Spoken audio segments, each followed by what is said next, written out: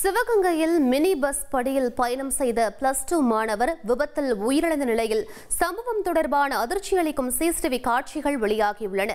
மேலும் விவரங்களை எமது செய்தியாளர் சுந்தர் வழங்கிட கேட்கலாம். சுந்தர், என்ன நடந்தது? முழு விவரங்களை பதிவு பண்ணுங்க.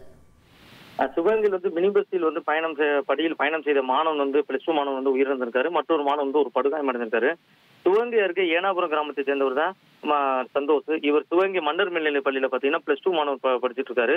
இவரோட நண்பர் சூர்யாவும் ஏனாபுரத்துல இருந்து சிவகங்கைக்கு மினி பஸ்ல வந்திருக்காரு. பேருந்துல கூட்டம் அதிகமா இருந்ததால படிக்கட்டுல தொங்கியபடியே பயணம் செஞ்சிருக்காங்க.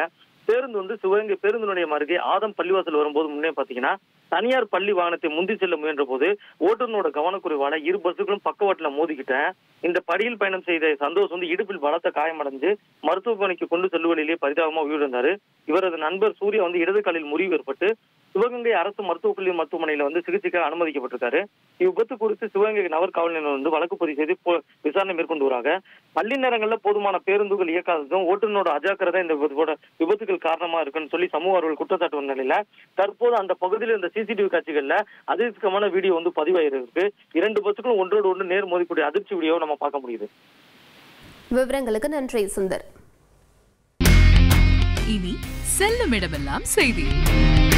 தந்தி டிவியின் வாட்ஸ்அப் சேனலை ஃபாலோ பண்ணினா செல்லருக்கும் இடமெல்லாம் செய்தி.